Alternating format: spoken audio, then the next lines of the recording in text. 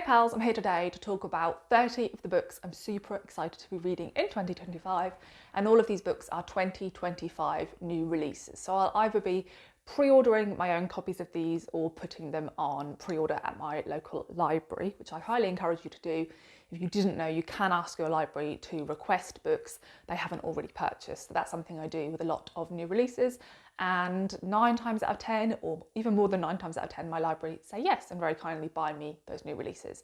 So I think sometimes a lot of people get into the mindset that it's expensive to follow new releases, and yeah, I follow new releases. I don't spend very much money on books at all now because I am an avid library fan. So I'm trying to be a bit more kind of cutthroat with my planning for new releases, and that's because in the last few years I've got more and more into reading front list, and that's something I really enjoy, but it also stops me from reading a lot of backlist books that I've wanted to read for like between 5 and 10 years, and also stops me from rereading a lot of favourite books, which is something I really want to focus on in 2025. So this list could have been like 60 books, and previously I used to do these videos every quarter and talk about 20 to 30 books each quarter, and I just think it gets really out of hand, and a lot of the times I'm just mentioning any book that I have an interest in, and then when it comes out I hear negative reviews and don't pick it up.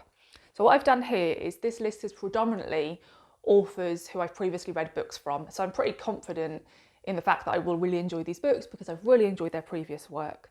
So 20 of the books on this list fall into that category. And the other 10 are from debut authors or authors who are kind of early career and I haven't read a book from before. That section could have been way bigger, but I have really limited that. I have a lot more books I'm aware of that I'll be kind of watching for reviews on because I am intrigued by them. There is a lot of very intriguing debut novels coming out next year, but yeah, I just don't want to have that list be too big because I'm someone who kind of, when I create a list, I really want to check it all off, and I don't want to kind of put that pressure on myself. And I also think having a more sort of tailored list is more useful for you, because if you like my reading taste, I'm making this like super specific to books I think have a really good shot of being like 4 and 5 star reads. So for this first section, I'm going to do a lot of gushing because I've read books from these 20 authors and really loved them. And so yeah, I will be kind of mentioning the books I've read from them previously. So firstly, on the 23rd of January, we have a new book out from Nicola Danan. Nicola Danan recently actually wrote Bellies, which is a book I loved and adored, and was so happy to see that she already had a new book coming out called Disappoint Me. Just before I mention the blurb of this book, I do just want to say I think they've done her a slight disservice with this cover. I quite like the UK cover of Bellies, but yeah, this cover of her new book is not great.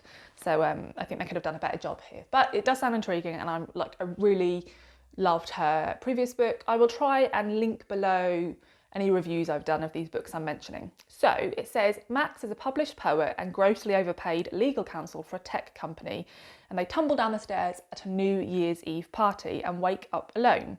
She decides to make some changes to her life, starting with trying out heteronormativity. Enter Vincent, a corporate lawyer and hobby baker. His Chinese parents never pictured their son dating a trans woman.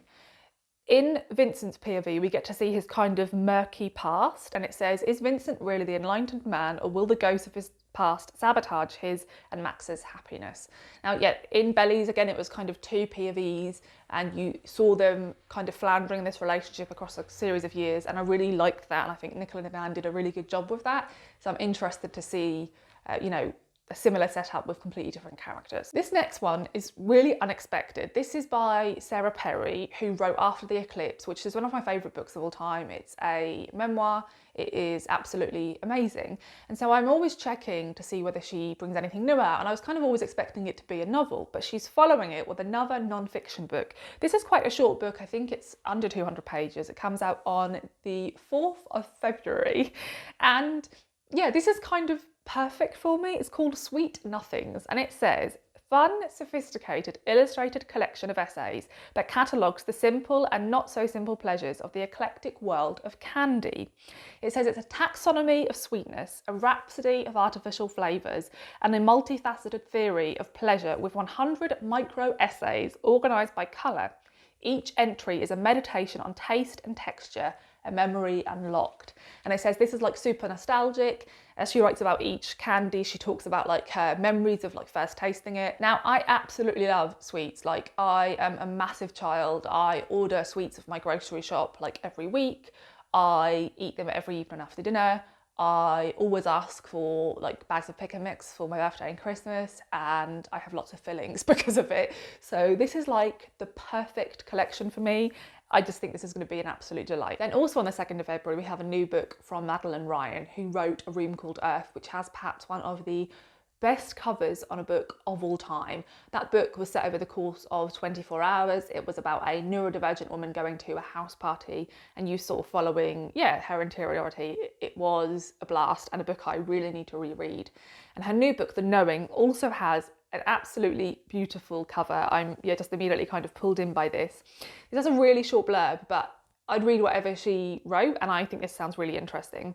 It says, this is a new novel about the mess that comes before salvation. Camille lives in the country. She's forgotten her phone. She's taking the train to work. She's got period pain. She can't escape herself or her toxic boss, Holly, and it's Valentine's Day. The Knowing is a day in the life of a woman who goes to work as usual while dreaming of more.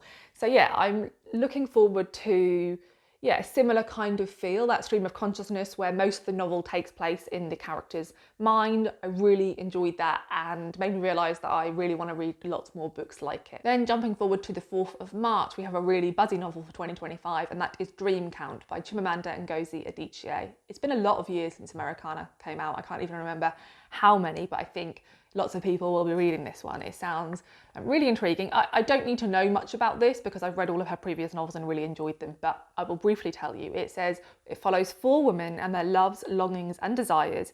These women are all linked some way. We have a Nigerian travel writer who lives in America. We follow her best friend who is a lawyer, her heartbroken cousin, and then the cousin's housekeeper. It says, is true happiness ever attainable, or is it just a fleeting state? I like these type of books that follow a group of characters who are some way connected, and it looks at kind of all the different walks of life and all the different pressures each of these individuals have. Then on the 13th of March we have Murder at Gull's Nest by Jess Kidd. I really enjoyed her book The Hoarder, which I think in North America is called Mr. Flood's Last Resort. I think she has quite a unique kind of darkly comic writing style. This is the first in a sparkling new 1950s seaside mystery series, which doesn't necessarily sound like something I would enjoy, but I hear lots of people talking about these kind of cosy historical mystery series, and I like the idea of starting one of them, but I always worry that they'll be like a bit too twee for me, and I know Jess Kidd isn't twee, so I think this would be a good sort of entry point for me. We follow a sharp-eyed nun, Nora Breen. It says, after 30 years in a convent, Nora has thrown off her habit and taken a room at Gull's Nest Guest House to watch and listen to the guests. And as she watches and listens, she realises that a crime may be afoot and she decides to try and solve it. And then we have 2 more books coming out on the 13th of March. It's a good day for new releases. The first one is Universality by Natasha Brown.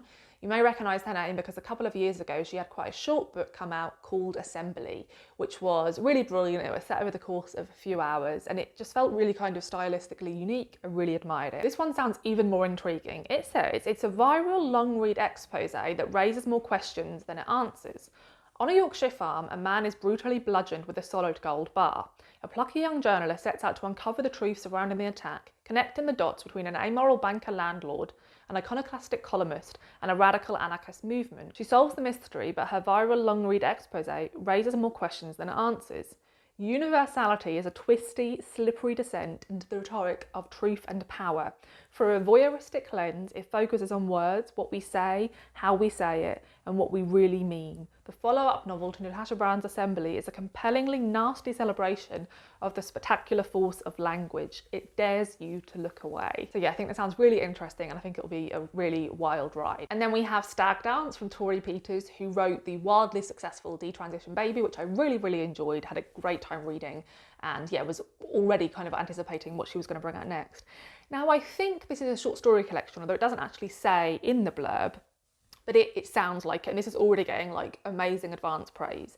It says, from the adventures of a lonely logger who deep in the forest joins his workmates to dance dressed as a woman, to the story of an obsessive boarding school romance, to the dizzying spectacle of the gender apocalypse brought about by an unstable ex-girlfriend, Peter's keen eye for the rough edges of trans community and desire reveals fresh possibilities. Acidly funny and breathtaking in its scope, Stag Dance provokes, unsettles and delights. And yeah, like I said, the advanced praise is amazing. It says that this is hot, heartbreaking and thrillingly victorious, and that it is potent and surprising and takes no prisoners. On the 18th of March, we have Stop Me If You've Heard This One by Kristen Arnett. I previously read With Teeth from this author. I do still need to read her debut novel because I really love the sound of that one as well. And yeah, With Teeth didn't get like an amazing reception, but I just found it super readable. I thought it was a really interesting look at a queer family kind of falling apart, and yeah, I just think she's quite a funny writer, and I don't often enjoy kind of comical writers, so when I do enjoy them, I do try and like pick up more of their books to sort of get myself a bit more out of my comfort zone. This is definitely out of my comfort zone, and I don't think I would pick this up at all if it wasn't for being written by Kristen Arnett. We follow Cherry, who is a professional clown who creates raucous, zany fun at gigs all over Orlando. She's kind of struggling to make ends meet. She has a lot of kind of other odd jobs when she meets Margot the Magnificent, a much older lesbian magician who seems to have worked out the line between art, business and life.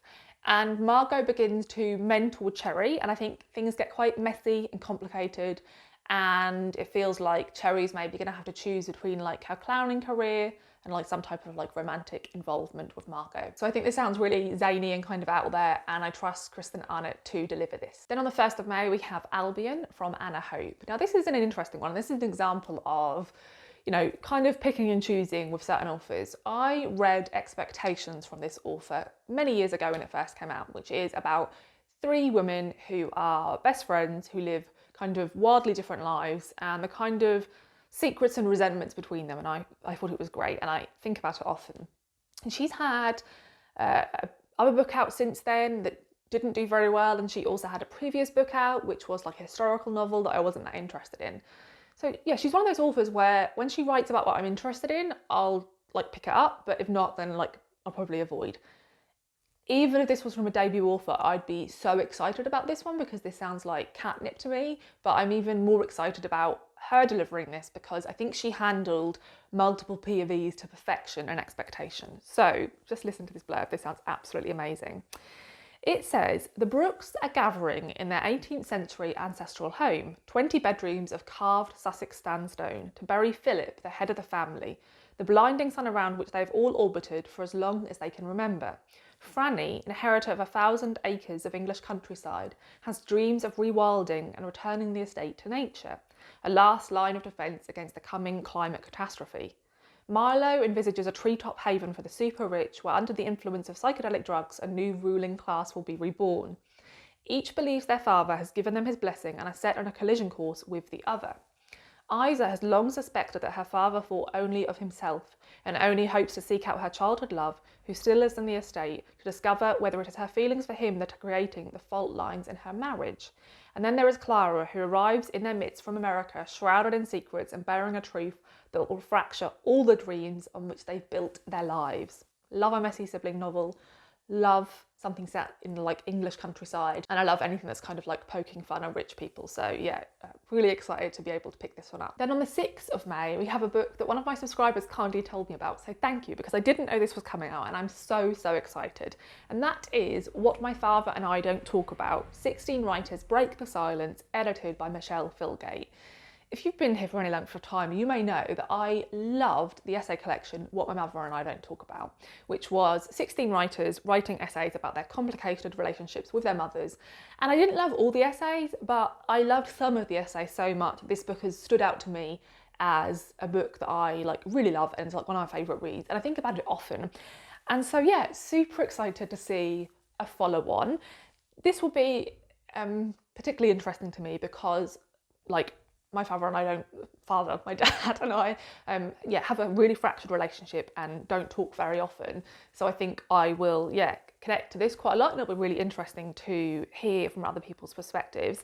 And this has a real mix of authors, some of whom I've heard of, some of whom I've read, and lots of whom I haven't.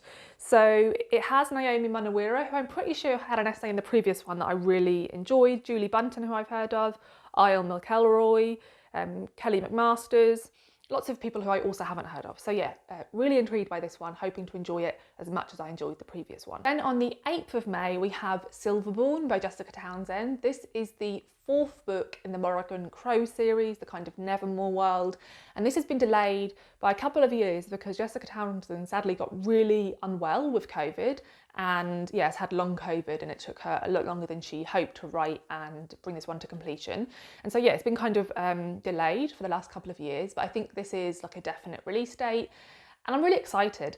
I loved the 3rd book in the series. I didn't really enjoy the 2nd one as much, but I'm looking forward to rereading them and hoping that the 4th kind of carries on in the same vein as the 3rd. These are really joyful children's books, and yeah, I recommend the series if you haven't picked up. Also on the 8th of May, we have Gunk from Salva Sams. Salva Sams released a short story collection called Send Nudes a couple of years ago that I really enjoyed and would highly recommend. It is a collection predominantly about like working class British women and girls coming of age in kind of different messy ways, and I thought it captured girlhood like to perfection. And I remember saying at the time that whatever she released in the future I would pick up. And yeah, like I'd be excited about this book regardless of who wrote it, but I'm even more excited to like hear this story told in her voice. This is one of those novels that is about like kind of a group of characters and found family, but it has a little bit of a twist to it. So it says that Jules has been divorced from her ex-husband Leon for 5 years, but she still works alongside him at Gunk, the grotty student nightclub he owns in central Brighton. He hires a 19-year-old young woman called Nim to work at the bar. Nim with her shaved head and steady pour, her disarming sweetness and sudden distance. And Jules finds herself jolted awake. When Nim discovers she's pregnant, Jules agrees to help. As the months pass and the relationship between the two women grows increasingly intimate and perplexing, it emerges that Nim has her own unexpected gifts to give. And now this is the twist. Now, alone in her small flat, Jules is holding a baby, just 24 hours old, who still smells of Nim, but no one knows when Nim is, or if she's coming back. What could the future for Jules, Nim, and this unnamed baby possibly look like? It says this is raw, exhilarating, tender and wise. It is an electrifying debut novel exploring love and desire, safety and destruction, chaos and control, and family in all its forms. I think that sounds super exciting. Now these next two are perhaps my most anticipated, I don't even know why I said perhaps in, they are my most anticipated books of 2025. And I feel so overjoyed but spoiled to be getting them. So what happened and how I found out about a lot of these books is that the next author I'm going to talk about is Sarah Moss, shock of all shocks.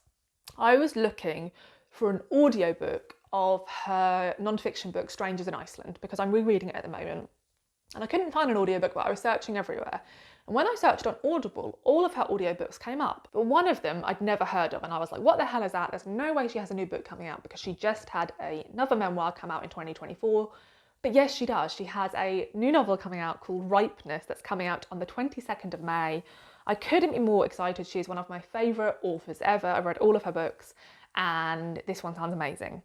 It says it is the 60s, and just out of school, Edith finds herself travelling to rural Italy. She has been sent by her mother with strict instructions to see her sister, ballet dancer Lydia, through the final weeks of her pregnancy, help at the birth, and then make a phone call which will seal this baby's fate and his mother's. Decades later, happily divorced and newly energised, Edith is living a life of contentment and comfort in Ireland. When her best friend Maeve receives a call from an American man claiming to be her brother, Maeve must decide if she will meet him, and she asks Edith for help.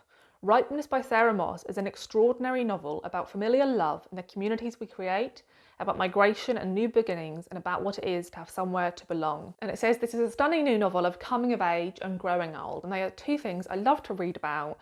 And yeah, I mean, whatever Sarah Moss writes about, I'm really interested in, but it isn't always lovely when one of your favourite authors like releases the blurb for a new book and it just sounds like the sort of thing you would want to read regardless. Yeah, I feel like this could just be amazing. It says that her work is as close to perfect as a novelist's can be, and I completely agree with that. So after stumbling on that book and thinking, God, maybe some authors do bring books out like way quicker than we expect, I then decided to look up every author who I've enjoyed a book from, right? I went through my story graph, every author that had a book out more than like 6 months ago, I searched and I found loads of these authors that way. So I would recommend doing that. So this next book I stumbled across because of that method, and this author also only just had a book out, which is like one of my favourite reads of 2024. So let's hope this next one is one of my favourite reads of 2025. It has a brilliantly creepy cover, and that is The Book of Guilt by Catherine Chidgey. This is also coming out on the 22nd of May. So, I mean, 22nd of May is going to be the best day of 2025 for me. This sounds absolutely amazing, kind of wacky and out there, which I don't always love, but I really trust Catherine Chidgey because her recent book, The Axeman's Carnival, is about a talking magpie who narrates the story, and I thought that I wouldn't get on with that and that'd be really frustrating. It was just absolutely spectacular in every way, so I'm going to trust her. This sounds kind of creepy, but really intriguing. England, 1979. Vincent, Lawrence and William are the last remaining residents of a secluded New Forest home, part of the government's Sycamore scheme. Every day the triplets do their chores, play their games and take their medicine, under the watchful eye of three mothers: Mother Morning, Mother Afternoon and Mother Night. Their nightmares are recorded in the Book of Dreams, their lessons are taken from the Book of Knowledge, and their sins are reported in the Book of Guilt. All the boys want is to be sent to the big house in Margate, where they imagine a life of sun, sea and fairground rides. But as the government looks to shut down the Sycamore homes, the triplets begin to question everything they have been told. Gradually surrendering its dark secrets, the Book of Guilt is a profoundly unnerving exploration of belonging in a world where some lives are valued less than others. It just sounds like really eerie and unsettling, and like it's going to really creep me out, but I trust Catherine Chidgey to write like any story she wants to write and deliver it spectacularly, because I really love The Axeman's Carnival and I also really enjoyed Pet from this author. Then on the 3rd of June we have a memoir. I don't have much non-fiction on this list, so do feel free to let me know about some non-fiction books you're excited about coming out in 2025. I find non-fiction much harder to find out about. And that is I'll Tell You When I'm Home by Hala Al-Yan. I absolutely loved her family drama, The Arsonist City, which came out a couple of years ago, and I would highly recommend it.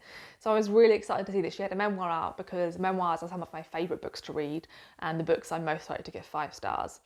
It says this is by the award-winning Palestinian-American poet and novelist whose experience of motherhood via surrogacy forces her to reckon with her own past and the legacy of her family's exile and displacement, all in the name of a new future. As her baby grows in the body of another woman in another country, Hala finds her own life unravelling. A husband who wants to leave, the cost of past traumas and addictions threatening to resurface, the city of her youth, Beirut, on the brink of crisis. She turns to family stories and communal myths of grandmothers mapping their lives through Palestine, Kuwait, Syria, Lebanon, of eradicated villages and invading armies, of places of refuge that proved only temporary, of men that left and women that stayed, of the contradictions of her own Midwestern childhood and adolescence in various Arab cities. It says this is a stunningly lyrical and brutally honest quest for motherhood, selfhood and peoplehood. All of that sounds entirely beautiful. Cannot wait to read it. Then on June 5th, we have Helm from Sarah Hall. Now, Sarah Hall is someone I, for a long time, thought of as one of my favourite authors. I don't think that's true. I really love her novel, The Wolf Border. It's one of my favourite novels. And I also really loved her short story collection, Madame Zero. But I've read most of her other books and had kind of varying successes with her. There's part of me that loves the themes of this new book and so feels like I could really love it, and there's part of me that's kind of fearful of how bizarre it sounds, but it is getting really good advanced praise from authors like Benjamin Myers and Daisy Johnson, who are saying things like Hall's writing is alchemical, magnificent, divine, bodily. So I mean, that sounds pretty amazing. It says Helm is a ferocious, mischievous wind. See what I mean about weird? A subject of folklore and awe who has blasted the sublime landscape of the Eden Valley since the very dawn of time. Through the stories of those who've obsessed over this phenomenon, Helm's extraordinary history is formed. The Neolithic tribe who tried to placate Helm, the Dark Age wizard priest who wanted to banish Helm, the Victorian steam engineer who attempted to capture Helm, and the farmer's daughter who loved Helm. But now Dr. Salima Satur, surrounded by infinite clouds and measuring instruments in her observation hut, fears human pollution is killing Helm. Rich, wild and vital, Helm is the story of a unique life force and of a relationship between nature and people, neither of whom can weather life without the other. So look, I could love this. Multiple POV, something I adore, really connected to the landscape and weather, which is something I love. But yeah, a little bit fearful of how kind of woo-woo this is going to be, because I don't really love like fantastical stuff in my kind of realist novels anymore. So we'll see about this one. Then on the 19th of June, we have Kakegori Summer by Emily Itami. I read this author's debut novel Fault Lines when it came out a couple of years ago, and I really, really enjoyed it. And this book was announced quite early, and I tricked myself into thinking it was coming out last year. So I actually featured this on my pre-order list for 2024, and then realised I'd read the date entirely wrong. So I've been very patiently waiting for this book for over a year, and I'm still super excited about it because I still think, like, again, this sounds like the sort of book I would love even if it wasn't written by an author who I previously enjoyed, because it follows three sisters. One works for a financial corporate tech in London, one is a single mother in Tokyo working in a care home, and one is a free-spirited pop idol. When she's embroiled in a scandal, the three sisters have to come together in their childhood home on the Japanese coast, and they are forced to confront the legacy of their mother's death. So again, love multiple POVs, in particular when they're all like women, sisters or friends, and I love when people like converge on a family home, particularly if that's on the coast or on the countryside. And yeah, I think it's going to be really interesting that one of them's like this pop star, and there's all this stuff in the media, and they have to kind of come together and like figure out what on earth to do. So yeah, I think that sounds fantastic. Cannot wait to read it. Then also on the 19th of June, we have Shop Girls by Jessica Anya Blau. Now, if I hadn't read this author's previous book, Mary Jane, and absolutely loved it, I listened to that on an audio. It's a kind of gentle coming of age novel. The ending's a bit too neat, but other than that, I adored it and would highly recommend it. I wouldn't pick this one up because I think it has an awful cover, and in fact I think in general this author is given like really bad covers. I think Mary Jane was like a bit better than her other covers, but not loads better. And I also think this blurb doesn't necessarily sound like something that would pull me in, but I know that the way in which she writes coming of age stories is exactly how I like it. Kind of plotless, really focused on the small details, and just really kind of lovingly drawn. So yeah, I am intrigued by this because I trust this author. It says this is a new novel, a found family growing up in the best and worst of the 1980s, revolving around San Francisco's most exclusive department store, I. Magnin. And we follow 19-year-old Zippy, who is the newest sales girl at I. Magnin. And it says we follow her as she works there 5 days a week and tries to like bring all her money together to like pay for this bigger and better life that she never imagined. And it says she may not be in school, but she's about to get an education that will stick for her for a lifetime. Her fellow sales girls are on the gamut from mean and indifferent to caring and helpful. Just when Zippy thinks she's getting a handle on how to be an adult woman in 1985, two surprises threaten both her sense of self and her coveted position at I. Magnin. Set in the day-glow colours of 1980 San Francisco, Shop Girls is an intoxicating novel of self-discovery, outrageous fashion and family, both biological and found. So yeah, sounds a little bit like perhaps twee, but yeah, like I said, really love Mary Jane, so I'm interested to see what else this author can do. Then penultimately, from authors I've read and enjoyed books from before, we have Dead as Gold by Bonnie Burke Patel coming out on the 3rd of July. I'm surprised this author has a new book coming out already because I Died at Fallow Hall only came out recently. But in the like author bio at the back, it said she already had a new book being written, and it like described what it was about. So I guess, yeah, she had perhaps started writing both of them before the first one got a publication date. And again, this is kind of cozy crime mystery type thing. We follow a man who has made a new life for himself on Morrow-on-Sea, and he has settled down after a wild youth as a goldsmith.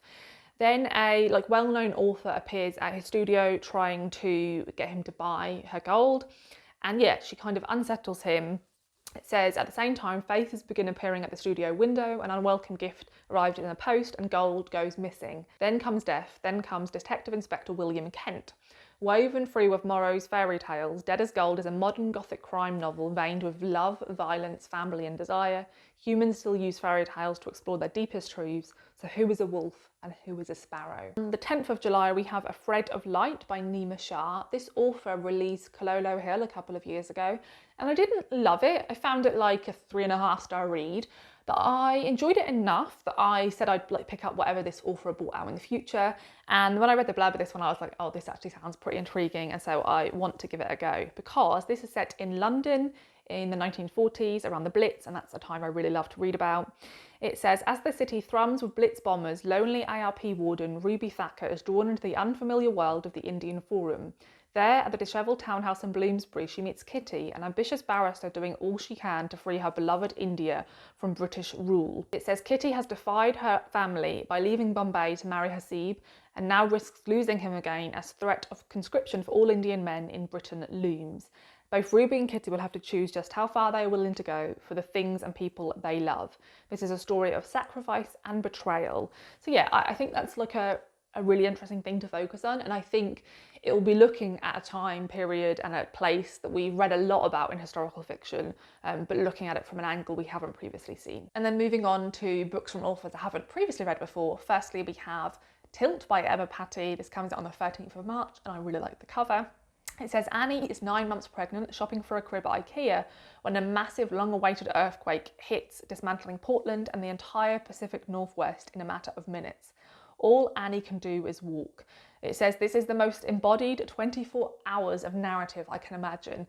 I think this is supposed to be quite stream of consciousness, kind of darkly comic, and a really interesting discussion about motherhood in times of, great peril. And on the 18th of March, we have Oh Sinners from Nicole Calfee. She only recently had Dancers come out, which I really like the sound of and would like to pick up. So this book has a really long and complicated blurb, so I'm going to try and shorten that. We follow a young journalist who is reeling from loss as he investigates a mysterious cult in the Californian redwoods, only to be drawn in by its charismatic leader. He ends up staying there much longer to try and find out more about them and their belief system. So we hear from his perspective, as well as the perspective of the man who started the cult. And I think we go back into the past in his story and find out about the cult being formed.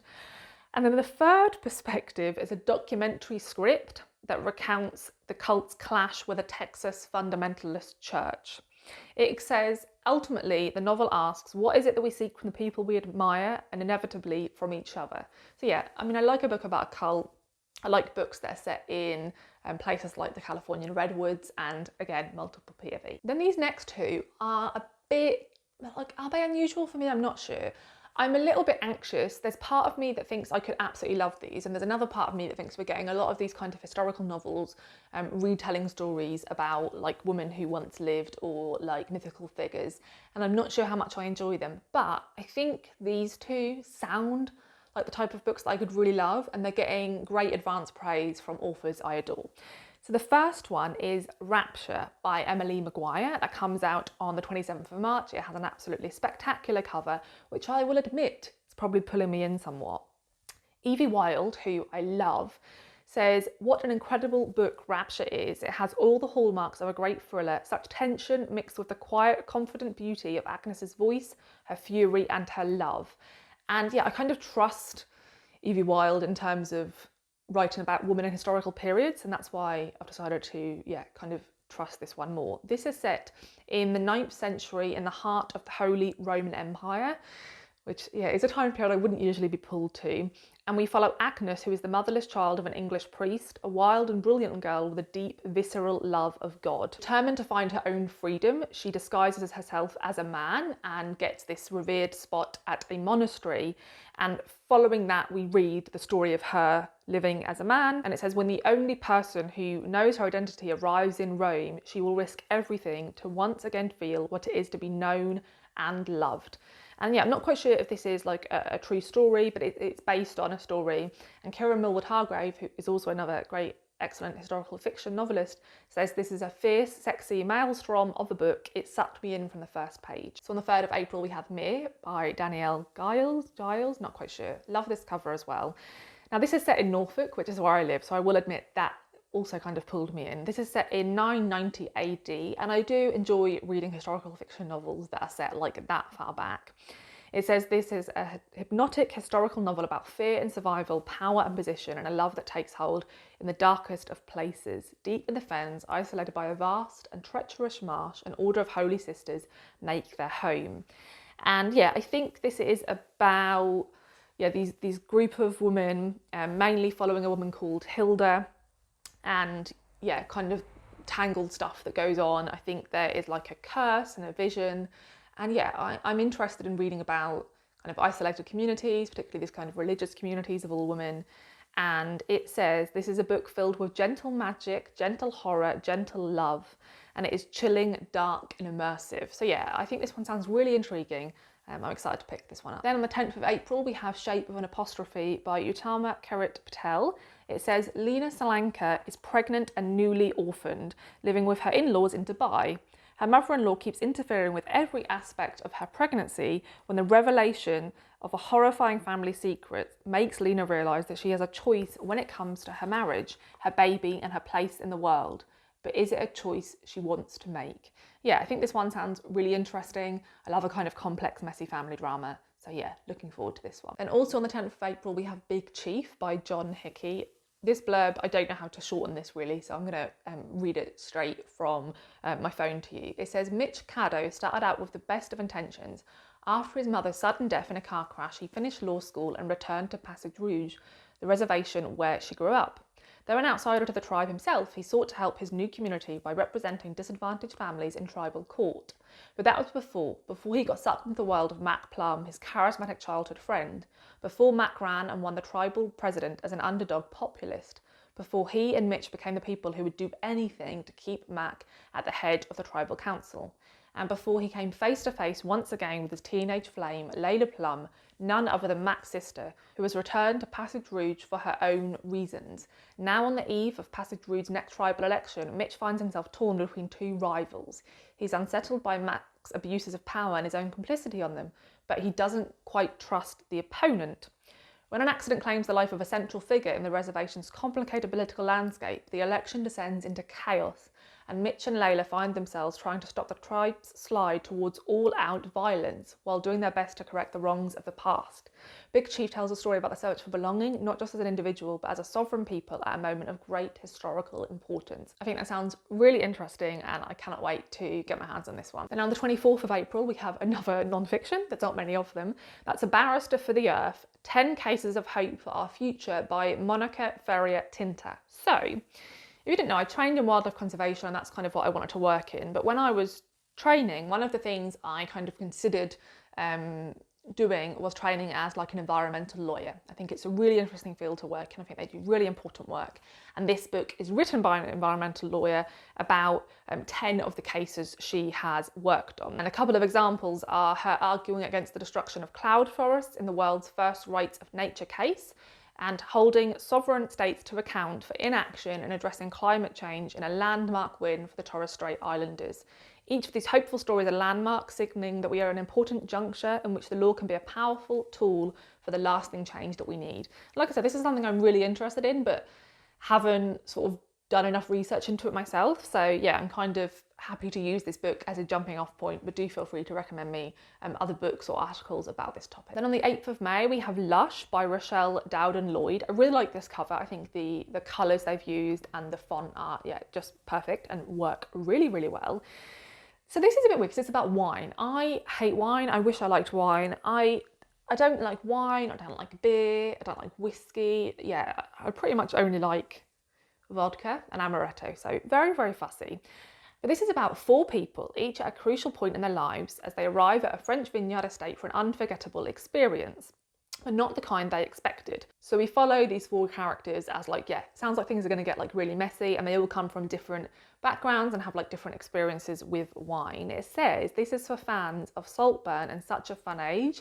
This effervescent debut introduces a British writer who tackles class, race, and ambition with delicious wit and insight. So yeah, I mean, I'm hoping there's not too much wine talk. Like, I'm hoping it doesn't take itself too seriously, but from the sounds of that blurb, I don't think it will. Love, those kind of reference points. Love multiple point of view novels, especially when the characters are like on some type of collision course, and also when we're looking at like a condensed period, like a wine trip. Then on the 22nd of May, we have, one of my most anticipated releases of the year. This sounds like it deals with lots of kind of themes that I love reading about, is Sleep by Honor Jones.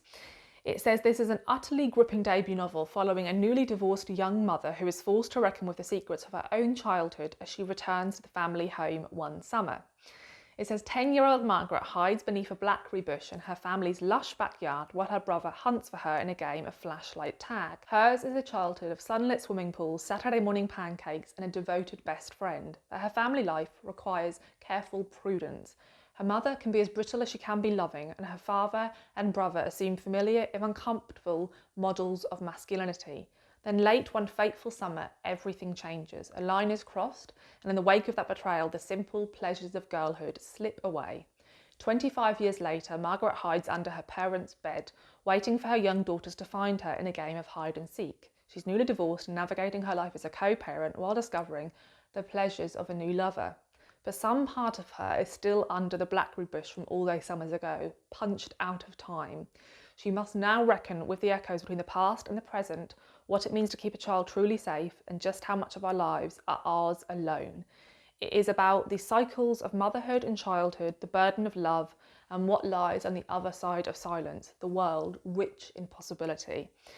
This kind of reminds me of The Paper Palace by Miranda Cowley Heller, which was another book set in the summer. This woman's coming to this big decision, and you find out some kind of traumatic things about her childhood that affect the way she lives today. And I loved that book, so yeah, can't wait for this one. And then lastly, also on the 22nd of May, we have Muckle Flugger by Michael Pedersen.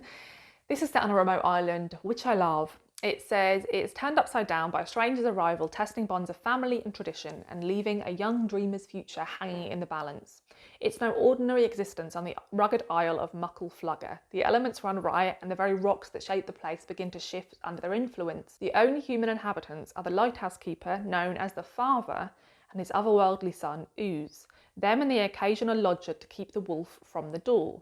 When one of those lodgers, Firth, a chaotic writer, arrives from Edinburgh, the limits of the world the keeper and his son cling to begin to crumble. A tug of war ensues between Firth and the lighthouse keeper for Ooze's affections and his future.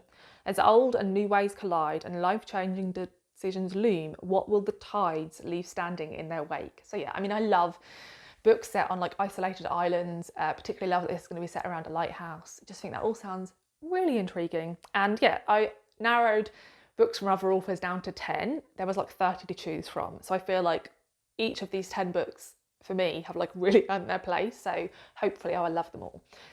Thanks so much for watching. I know this has been a super long video and I dread to think how long it's taken me to sit down and edit this and add all the images in. So I hope you enjoyed it. I would love to know if you already had any of these books on your radar, if not, which ones you are interested in and have added to your pre-order list. And also if you think I've missed any books, like which books are you most excited about, either from authors you know and love or new to you authors. Let me know down below. Thanks for watching and I'll see you in the next video. Bye.